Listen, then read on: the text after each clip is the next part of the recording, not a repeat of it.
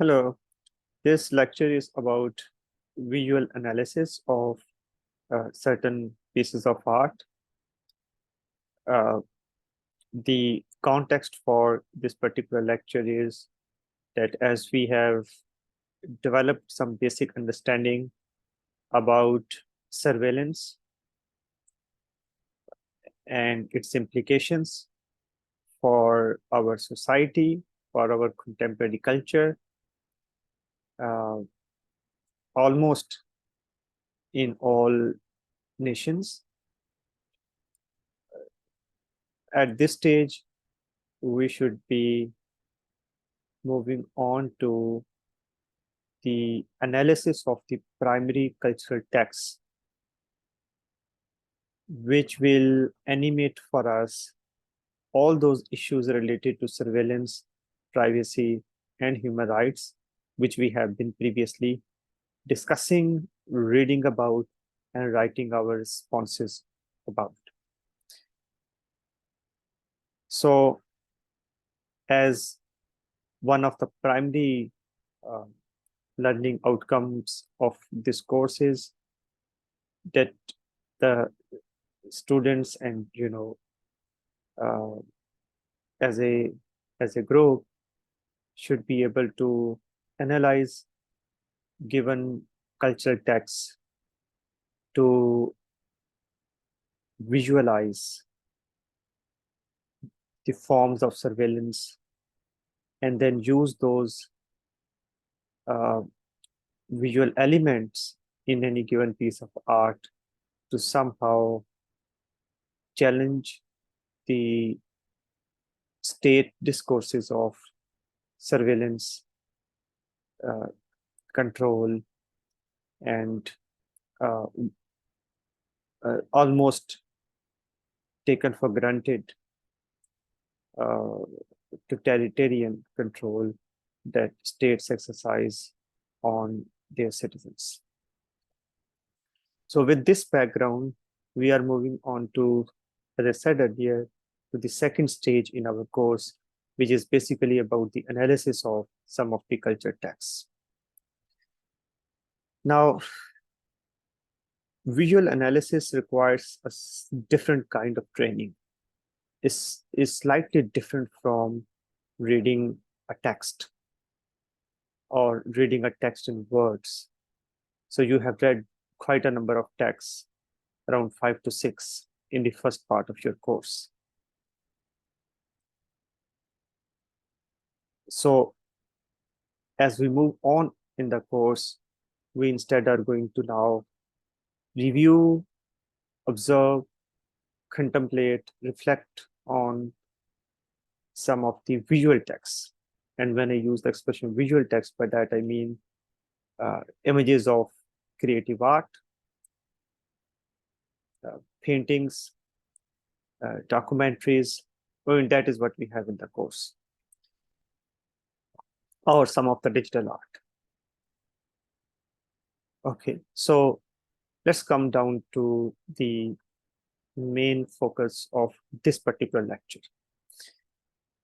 So the focus of this particular lecture is how to analyze a visual text, or how to analyze a painting, an image, or a picture. So when we analyze a visual text, what it's actually we are doing is we are trying to imagine, and we are trying to make an educated guess on the visual choices of the artist. That is, an artist makes a few visual choices. For example, an artist uses certain color scheme, certain objects, certain lines, certain background, foreground in their art. So while the artists do that, we as observers or the viewers of that particular art try to rationalize the artist's choices. And this process of rationalizing the artist's choices, in fact, exposes various interpretations of that particular piece of art.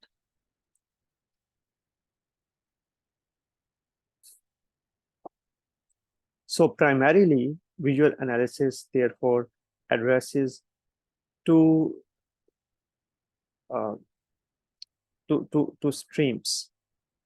One stream is that of formal elements. So when we look at a painting, in fact, we can look at the color, the lines, the texture, the size of the objects within a picture or painting, the proportion between various elements in a given painting. So all of them put together are called formal elements, which is the elements related to the form. The other stream is that of historical context or interpretations. So in what ways can we identify the history that surrounds a particular painting or a particular piece of art? So basically two historical contexts. One is the historical context within which the artist is operating, and the other is the historical context within which the art is being produced. So a contemporary artist might choose to produce art in the historical and cultural texts of medieval ages, for example, or pre-modern ages, because that artist is inspired by those kind of paintings or that kind of art which was being produced in pre-modern England, for example. So in that case, the historical context of that painting or the work produced by that particular artist would be in the tradition of pre-modern British literature or British art. The other possibility is that the artist lives in a particular time and produces art belonging to the same particular time. So there are two possibilities, as I said earlier: the historical context of the writer and the historical context of the art that is being produced. So we have to observe an art or piece of art and the artist carefully in terms of whose historical context we are talking about. So what exactly we will do when we will analyze a piece of art? Well, we will observe art, object, or its picture minutely. Okay, so when we observe it, what do we see in it? What we try to find in it? We try to observe or find in it the possibility of turning our observation into a written text. So the action that we take as writers or as art critics is that we transform our visual observations into a text. Now, the text that we produce based on the meaning of that particular text, our observation of that particular text, that text should have a form. So that text should appear in a structure, and that structure should look like this. You should have a claim about a piece of art, and that claim should be supported by the composition, the colors, texture, size, and the use of space in a given painting. You should, for example, be looking at the overall organization of the painting. You should be looking at the formal elements in a particular painting and the possible meaning of that artwork. You should also be looking at the connection between this work, which is under observation, and other related works that you might be aware of.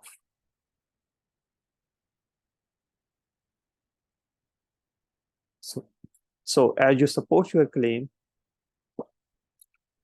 you will draw material from the analysis of the form of the artwork. You will logically organize your observations. You will be referring to the biographical data about the artist. You should also be looking at the reception of artwork. So for example, what kind of reviews are available on that particular artwork? Was that artwork put on an exhibition in a museum or in a gallery? Did anybody write about that? How was it covered in media? All that is called the reception. So how the artwork was received. So the information that you gather from there could be used to support your claim about that particular piece of art. And then finally, look for the potential framing of the piece of art. What kind of framing? The social framing, the political framing, the economic framing. What does that mean? That means the historical context. So the themes or the meaning that you draw out of a particular artwork, how does that relate to the immediate social, political, and economic context? And then use that social, political, and economic context to support your claim about the artwork.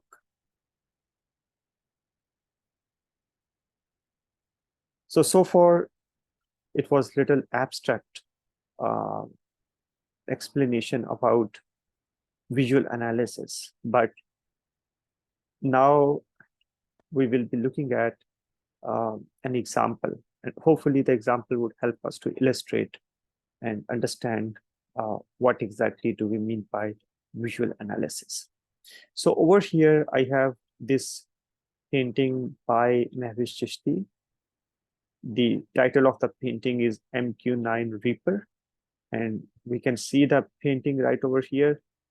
Allow me to enlarge it a little bit, that I think will be more clearly visible.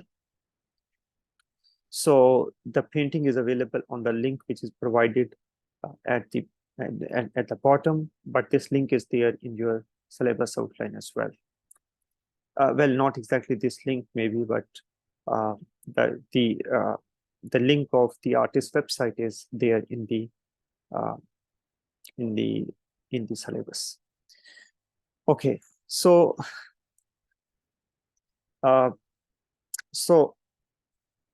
I have, as a reader or as a viewer of this particular painting, I have observed this painting in the past. Okay, so therefore I have a claim about it. So the initial observation of any painting or piece of art or artwork should help us to develop a coherent claim about a given painting. So now I have observed this painting carefully and I have a claim about it. This is my claim. I claim that this painting embodies the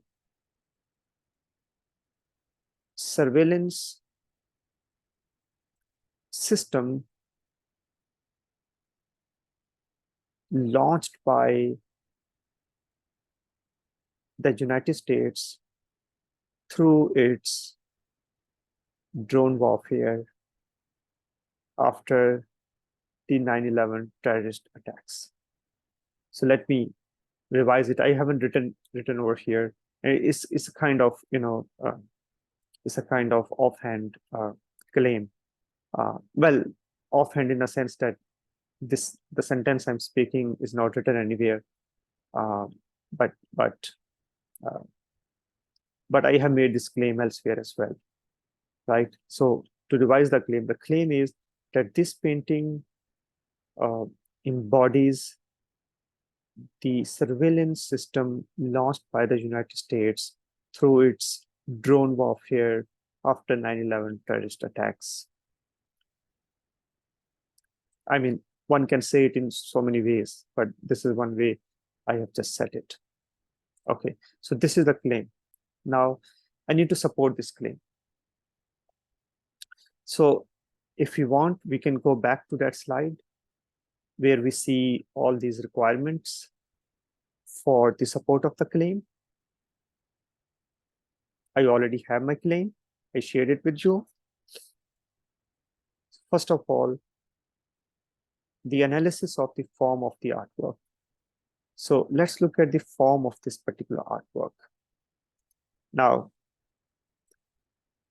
up front, you would see that the basic form of this artwork is informed by the structure of weaponized drones which the United States used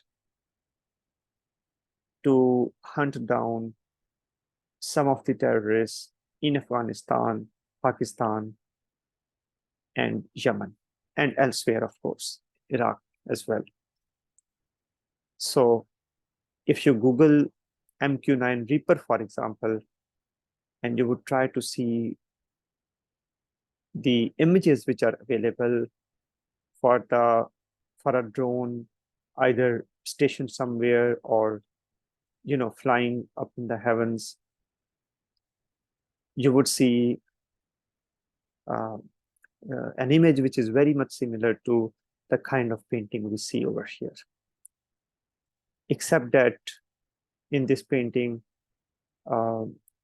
two fronts of the fronts of two drones have been joined together through their tail. So we are talking about the form. So the basic contour of this painting comes from a real drone.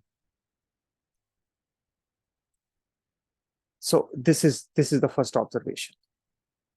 The second observation I would have is about the color scheme.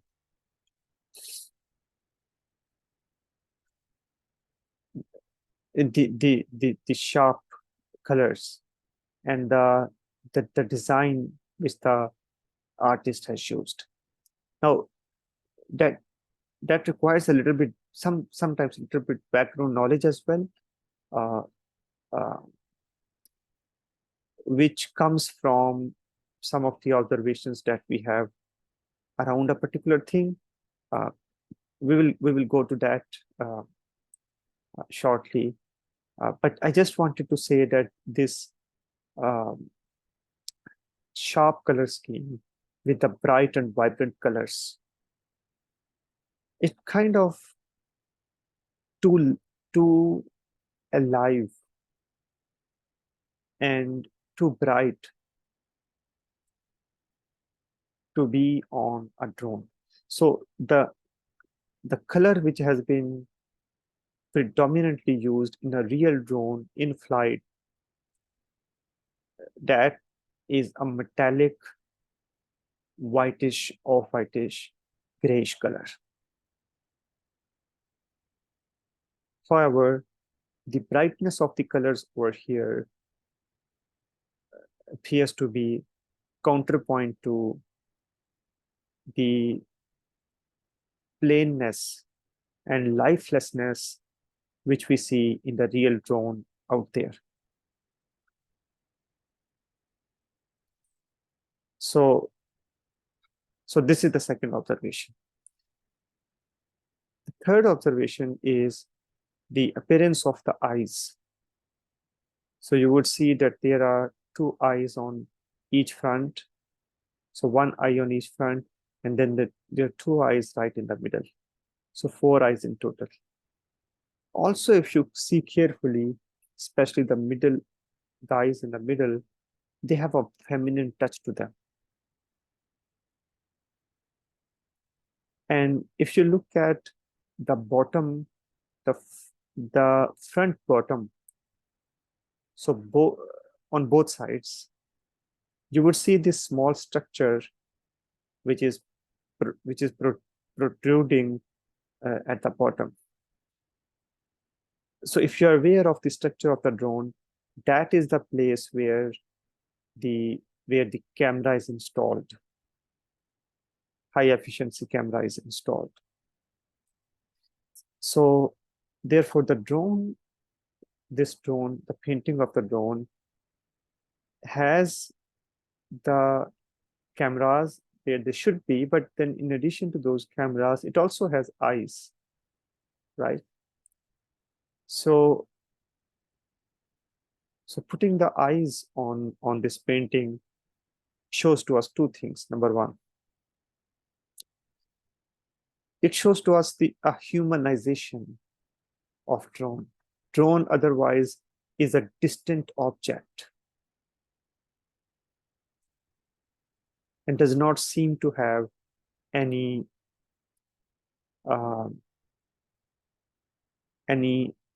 live presence in culture, in any culture. However, by attributing human eyes to these drones, well, if not necessarily human, at least eyes to the drones through this painting, the artist is already humanizing the object. And the other thing, the four eyes, they pronounce the surveillance potential of this machine. So as we see the drone, a weaponized drone, an armed drone, its camera is somewhere camouflaged in the machine.